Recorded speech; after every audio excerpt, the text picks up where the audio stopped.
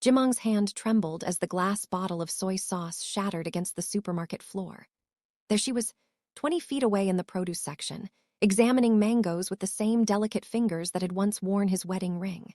His dead wife. Impossible. Yet those same dark eyes, that luminous light brown skin, that exact curve of her smile, all of it belonging to a girl who couldn't be more than 20 years old, wearing a grocery store apron with a name tag that read, Rihanna. Before we go into the main part of the story, tell us where you are watching the story from and which part you like most in this story. And don't forget to subscribe. His second-in-command, Chen, grabbed his arm. "Boss, you're seeing ghosts again. We need to leave before." "Shut up," Jimong hissed, his 30-year-old face hardening into the expression that had made him the most feared man in Seoul's underground. "Find out everything about her. Now." The rain hammered against the windows of Jimong's penthouse as he stared at the photograph in his hands.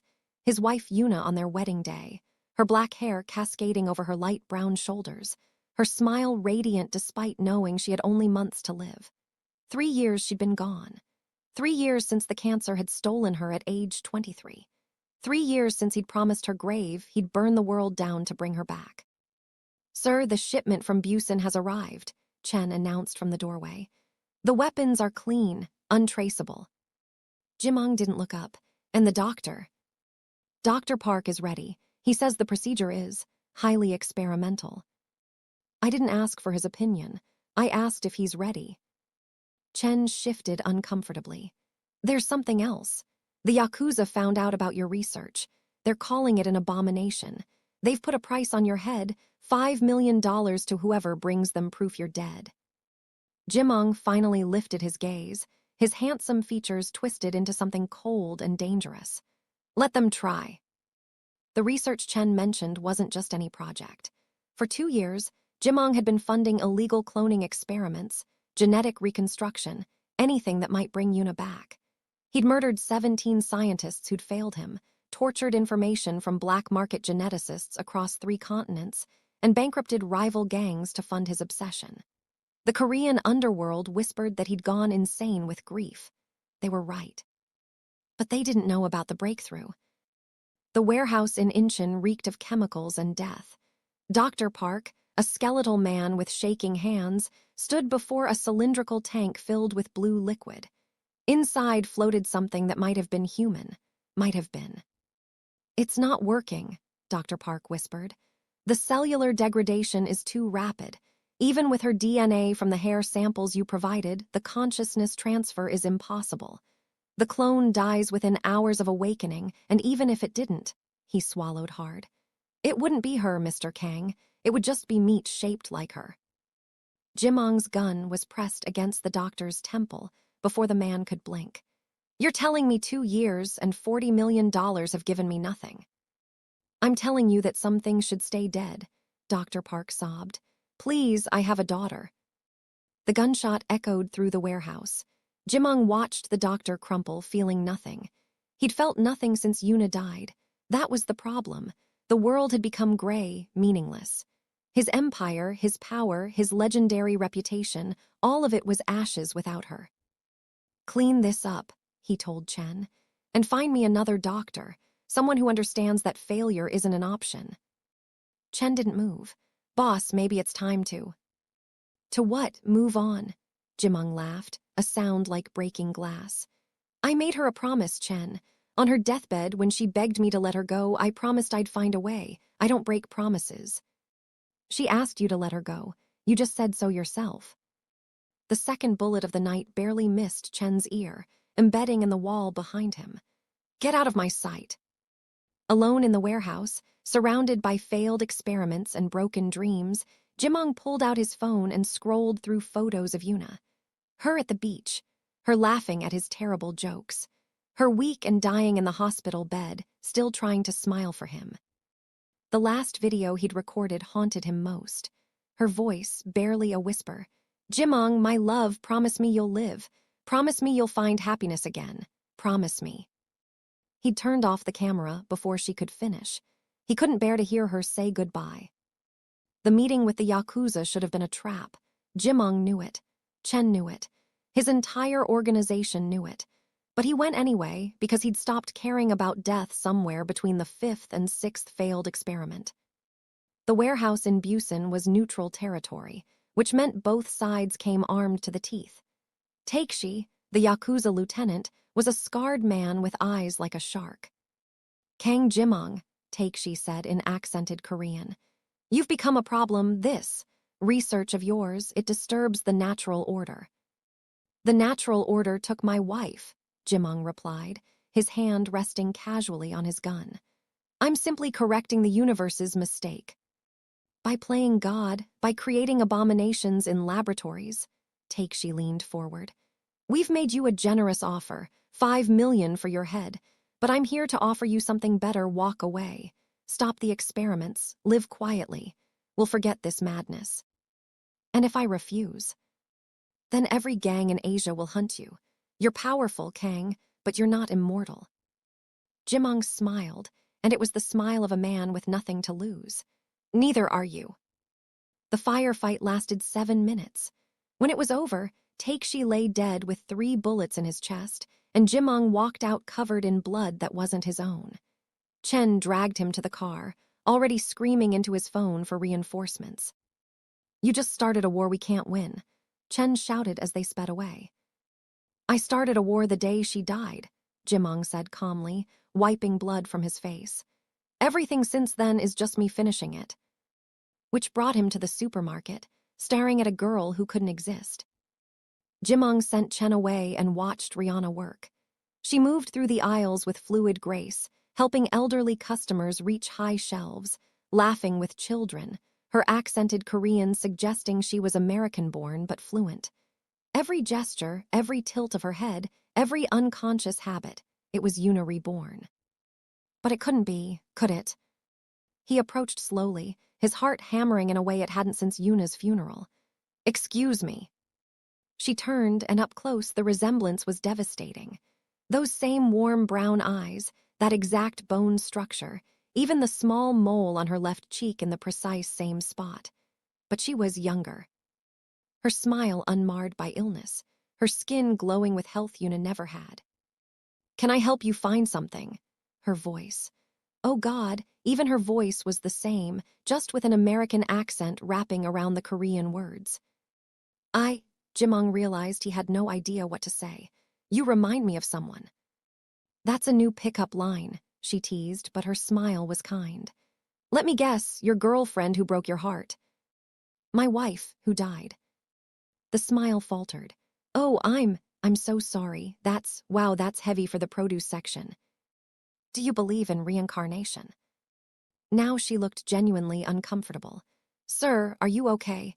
Do you need me to call someone?" Before he could answer, his phone vibrated. A message from Chen. "Boss, you need to see this. Now." Jimong showed her a photo of Yuna. "Have you ever seen this woman?" Rihanna's face went pale.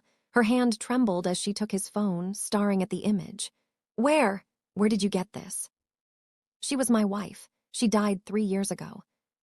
"That's impossible." Rihanna's voice was barely a whisper. "This is my mother. She died giving birth to me 20 years ago." The supermarket seemed to tilt. Jimong grabbed the edge of the produce display to steady himself. "What did you say?" "My mother, my dad, my adopted dad, he showed me this exact photo. He said she died in childbirth in Seoul, and he brought me to America to escape her family. He said her family was dangerous, that they'd killed her and would kill me too if they found me." Jimong's mind raced. Yuna had been 23 when she died. If she'd had a child 20 years ago at age 3 before they'd met. "Who was your father, your biological father?" "I don't know. Dad, my adopted dad, never told me. He just said my mother loved me more than anything, and her last words were making him promise to keep me safe." Rihanna's eyes filled with tears. "Why do you have her picture? How did you know her?" The pieces were clicking together in Jimong's head, forming a picture so impossible, so insane, that it could only be true. Yuna had never told him about a child. She'd said she'd lived a quiet life before meeting him, working as a translator, no family, no past. She'd lied. His phone rang. Chen's voice was urgent. Boss, I found her records. Rihanna Mitchell, born in Seoul, adopted by American missionary Robert Mitchell 20 years ago. But here's the thing, I hacked Mitchell's emails. He's not in America, he's here, in Seoul, and he's been meeting with the Yakuza. What? There's more. I found hospital records. The woman in your photo, the woman you think was your wife, she never had cancer, boss. She was poisoned, slowly, over months. The doctors misdiagnosed it because the poison mimics cancer perfectly. The world stopped. What are you saying? I'm saying someone murdered your wife, and I'm saying this girl might be the bait to finish the job. Jimong looked at Rihanna, this beautiful, impossible girl with his dead wife's face, and saw her eyes widen in terror. He spun around. 6 men in black suits were entering the supermarket, hands inside their jackets. Yakuza. Run, he told Rihanna. What? Why? Run. The first shots shattered the fluorescent lights above them. Jimong shoved Rihanna behind a display of canned goods as bullets tore through boxes of cereal and shattered jars of pickles. Screaming customers stampeded toward the exits while he pulled his Glock from his shoulder holster, his mind operating on pure lethal instinct even as it reeled from Chen's revelation. Yuna was murdered. This girl was her daughter.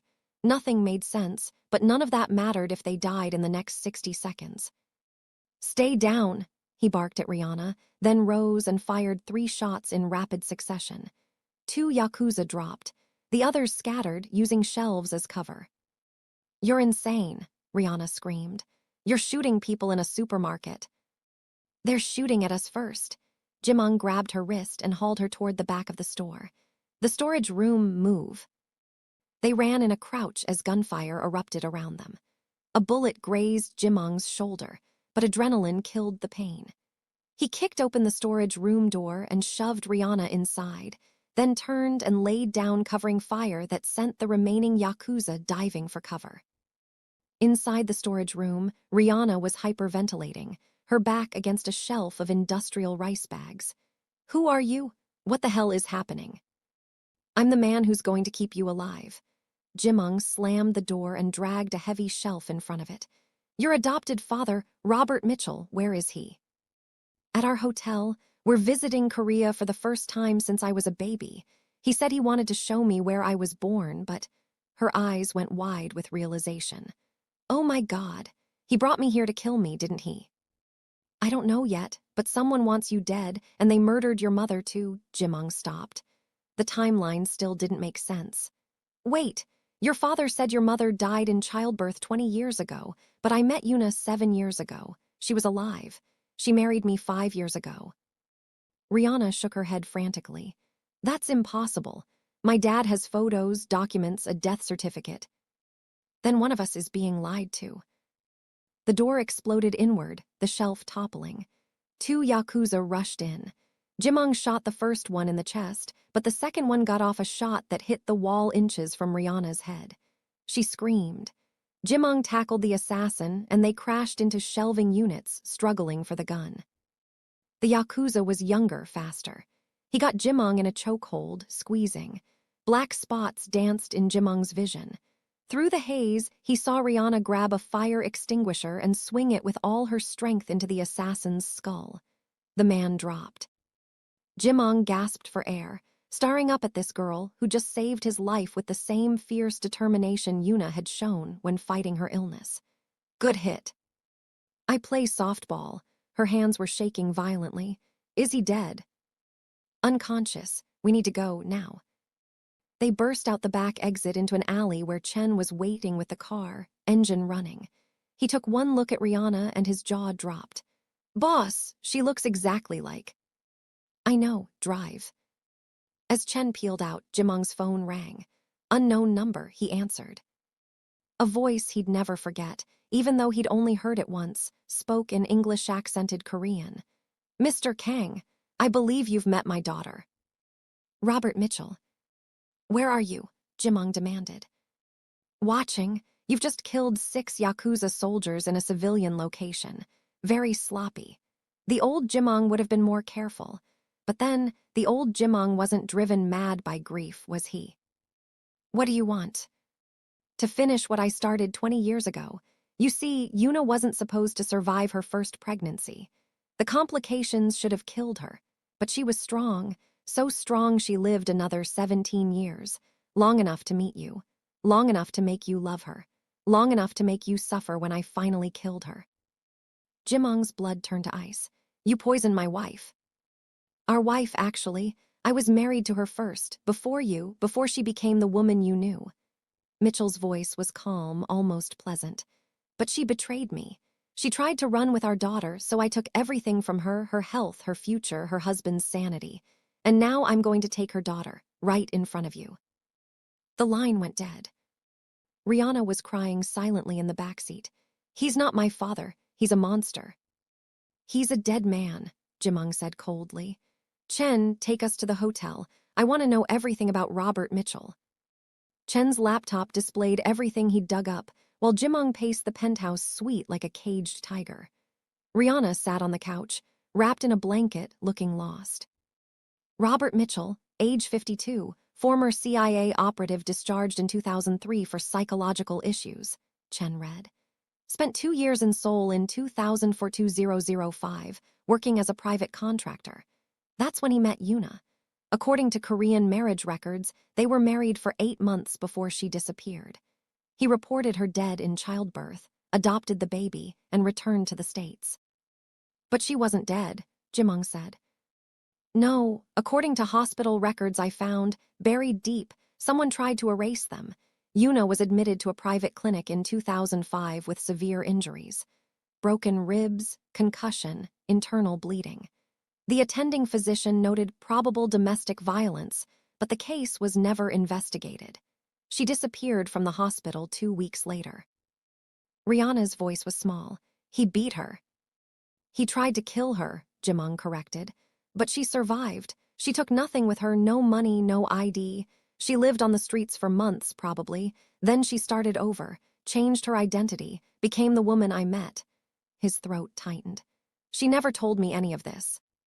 Maybe she was protecting you, Chen suggested.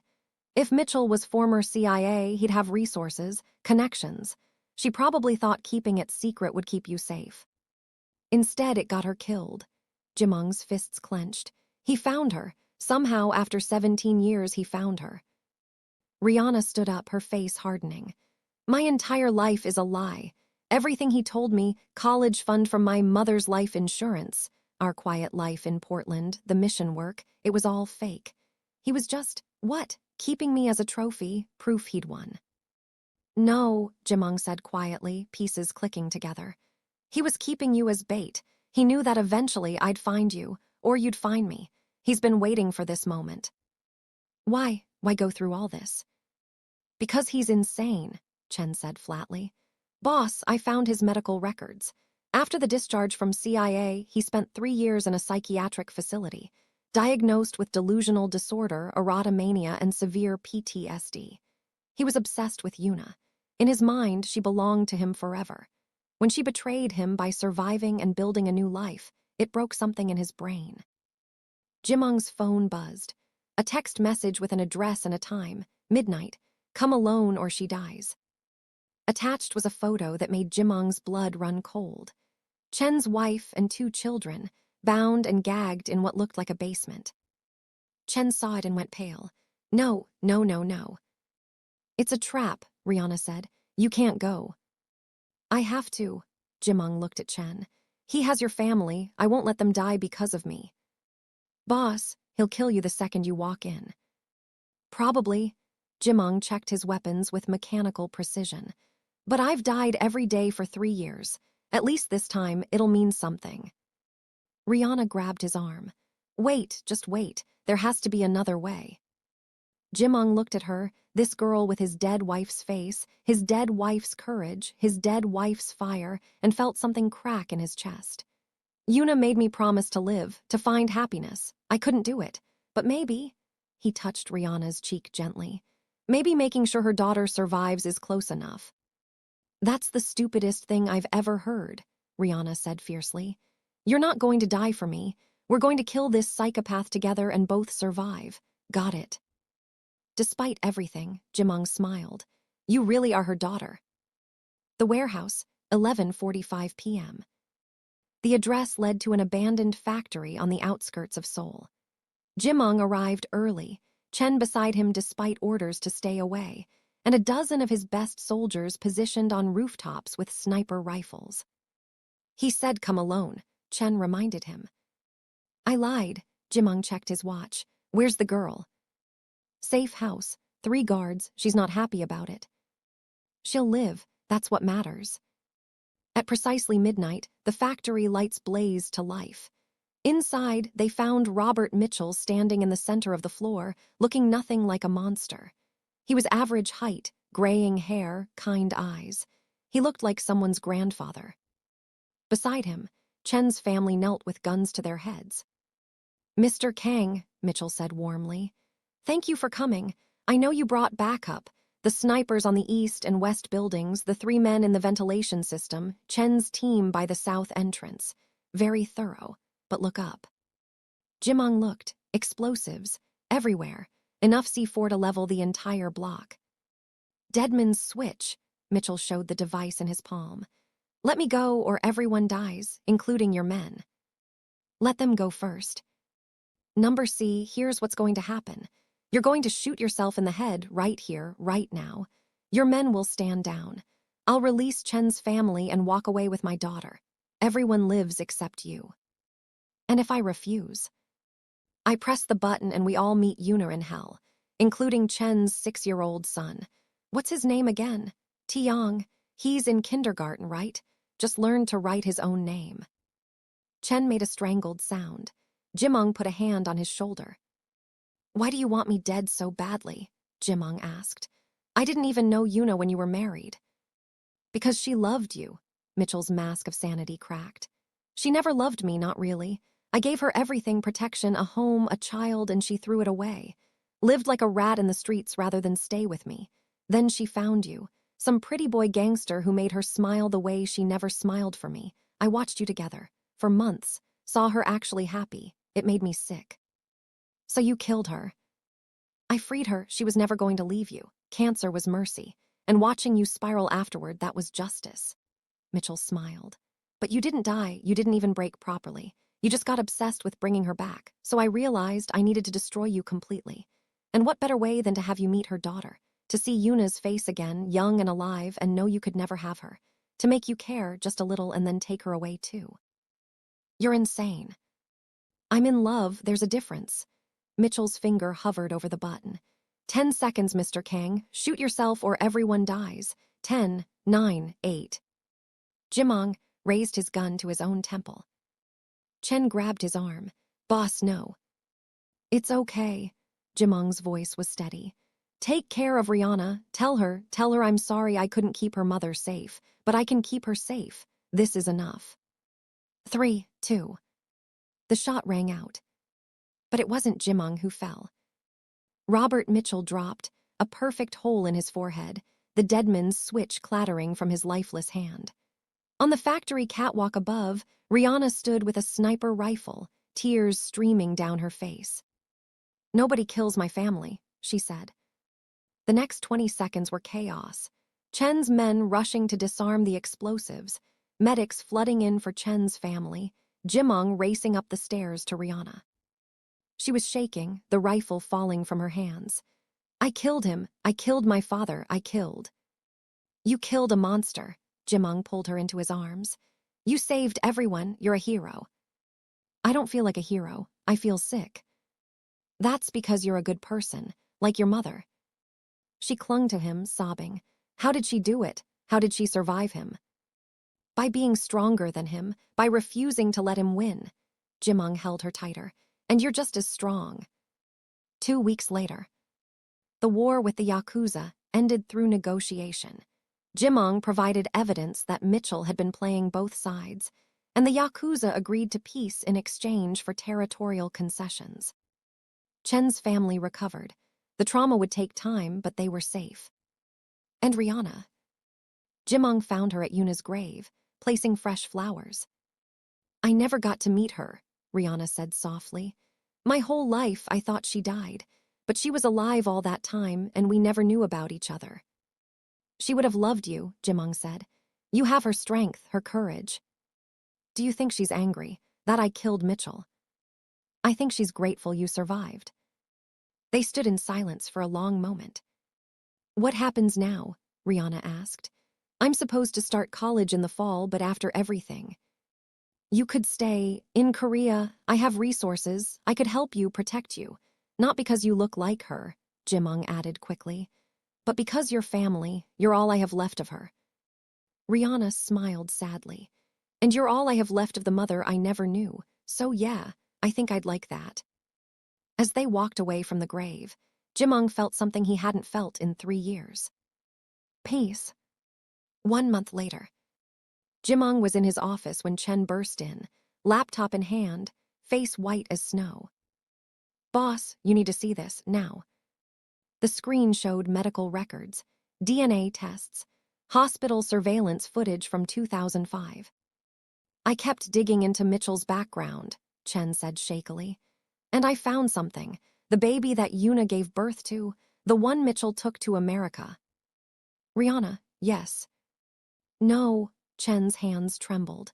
That baby died, boss, 2 days after birth. Sudden infant death syndrome. There's a death certificate, a burial record, everything. The world tilted. That's impossible, Rihanna is. Not Yuna's biological daughter. Chen pulled up DNA results. I ran tests on samples from Yuna's grave. No match. Rihanna isn't related to her at all. Then who? I don't know, but here's the really crazy part. Chen showed him surveillance footage from the hospital. A young Mitchell walking out with a baby. Look at the timestamp. 2 days before Yuna's baby died, another infant went missing from the same hospital. American parents visiting Seoul. Their daughter was never found. Jimong stared at the screen, his mind reeling. He stole a random baby. Why? Because he needed Yuna's daughter alive. For his plan. He knew someday she'd meet you, and you'd see the resemblance, and… Chen stopped. Boss, there's only one way Rihanna could look exactly like Yuna if she's not related. The pieces fell into place with horrible clarity. Plastic surgery, Jimong whispered. He gave her Yuna's face. Multiple procedures, starting when she was young. Subtle changes over years. I found medical records under false names, bone restructuring, rhinoplasty, facial implants. He sculpted her into Yuna's twin. That's impossible. She'd remember. Not if he told her they were correcting birth defects. Not if he did it slowly, over a decade. Kids don't remember what they looked like at 5, at 8, at 10. Jimong felt sick.